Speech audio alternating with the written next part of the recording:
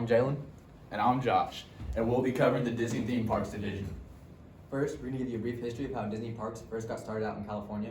Then we'll move into the size and scope of Disney Parks, the Walt Disney Company's corporate structure, the company's financial statements, the state of the theme park industry as a whole, and finally, the cultural failure of Euro Disney. Walt Disney used to take his $2 to zoos and carnivals when they were younger. He noticed that when they would go on the rides there, he would always sit on a bench while they had fun because the rides were for kids. This gave him the thought to make an amusement park that was both kid and parent friendly. It took many years of planning and construction, but the first park, Disneyland, opened on July 17, 1955. Disneyland revolutionized amusement parks, and they were never the same since. People called Disneyland a theme park, which doesn't do it justice, but was a new term to describe Disney parks because of how innovative they were. The late 60s brought an end to an era when Walt Disney sadly died on December 15, 1966. He did, however, leave behind plans for the company that lasted them years to come. Roy Disney took over operations when Walt died and continued his big plan for a revolutionary park on the East Coast. This would be known as Disney World. Disney World opened on October 1st, 1971. It was even bigger than Disneyland because they were able to buy so much more land in Florida to go along with their big plan. It not only had theme parks, but it also owned hotels, campgrounds, villages, shopping centers, and more. Roy Disney died in late 1971, and the leadership was led over by a team of 3 people for the next decade. Disney kept expanding, opening Tokyo Disney in 1982, which was a huge success, and the now known Disneyland Paris in 1992. Disney currently operates 6 resorts worldwide: Disney World in Orlando, Florida, Disneyland in Anaheim, California, Shanghai Disney in Shanghai, China, Hong Kong Disney in Hong Kong, China, Tokyo Disney in Tokyo, Japan, and Disneyland Paris in Paris, France. Many of these resorts have different parks within them for a grand total of 12 theme parks around the world. Disney World has the most parks with 4, followed by Disneyland, Disney Paris, and Tokyo Disney, who all have 2 parks, while Hong Kong and Shanghai only have 1 each. The most popular park is the Magic Kingdom in Walt Disney World, with 20.96 million people visiting in 2019. This attendance number also makes it the most visited theme park in the world, Disney or not. Disneyland is the second most visited theme park in the world, with 18.66 million guests in 2019, with Tokyo Disney and Tokyo Disney Sea following with 17.91 and 14.65 million guests respectively. With the onset of COVID-19, Disney parks worldwide had to close. As of today, though, all the parks except for Disneyland in California have been reopened, but with significantly reduced crowd capacity and other restrictions.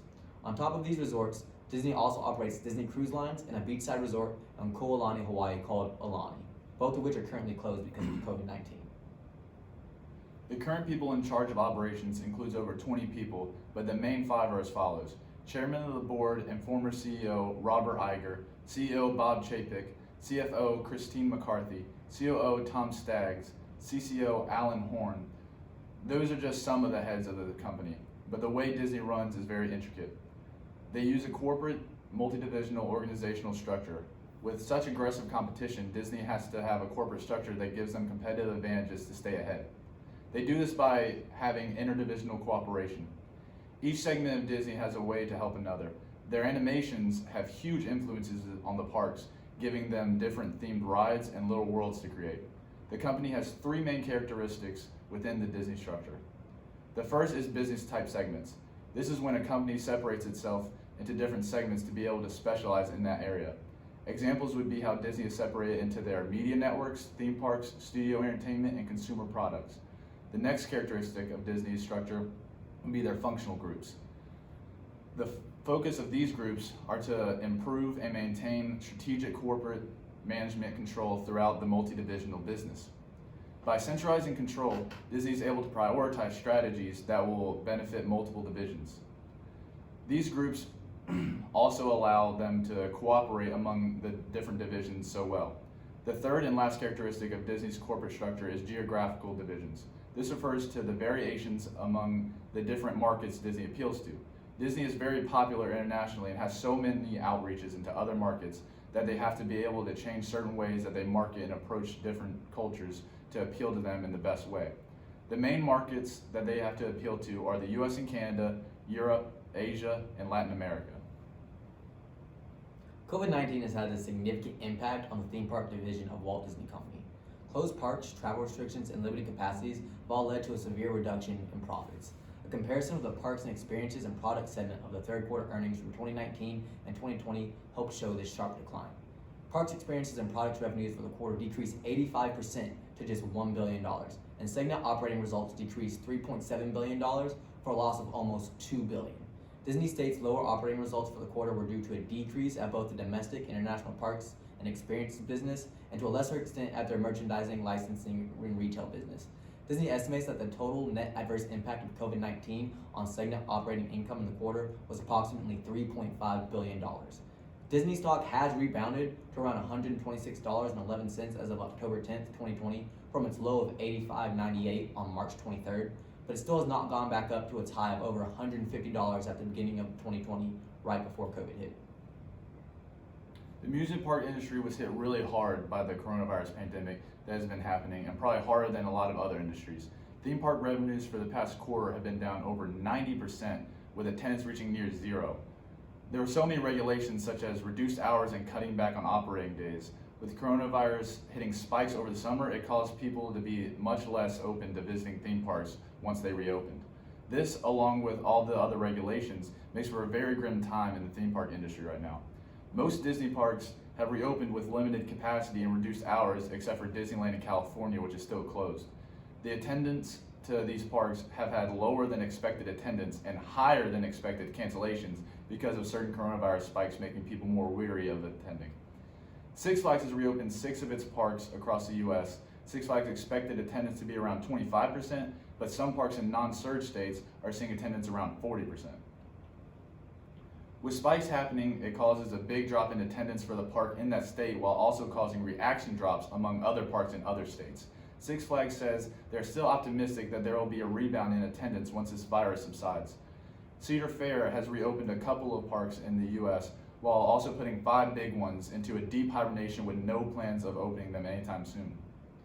Its 2 biggest parks are still closed, but they're ready to reopen.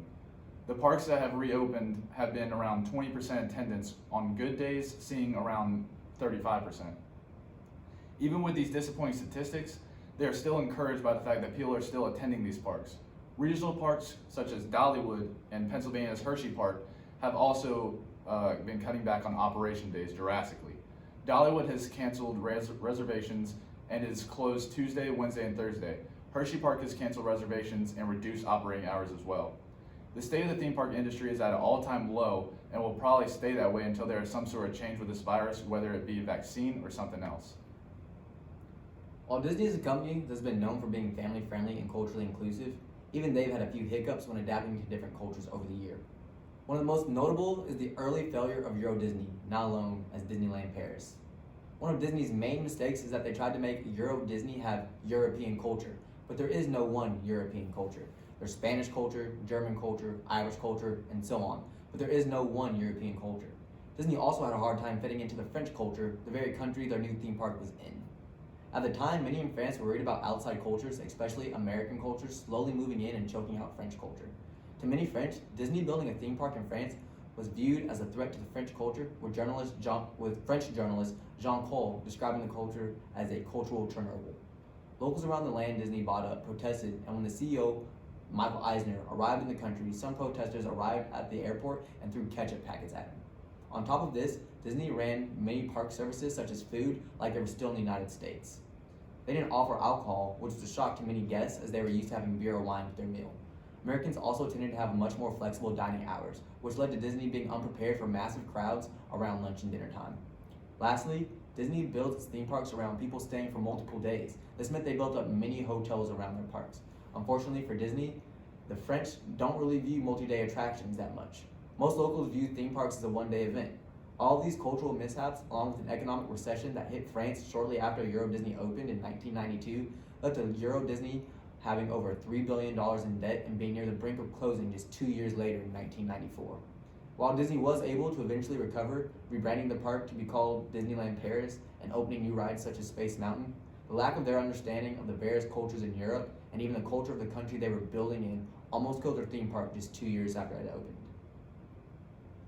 So in conclusion, Disney parks have had a long history dating back to 1955. Over the years, they've grown and expanded to over 12 parks around the world and have helped the Walt Disney Company become a juggernaut in the media and entertainment industry. Disney theme parks have helped shape an industry and have been an example to other theme parks around the world on how to handle a crisis such as COVID-19. They've always strived to be culturally inclusive, and while they've had some missteps along the way, such as Euro Disney, they've usually succeeded in that goal with a diverse leadership team and socially responsible business practices. Thanks for viewing our presentation.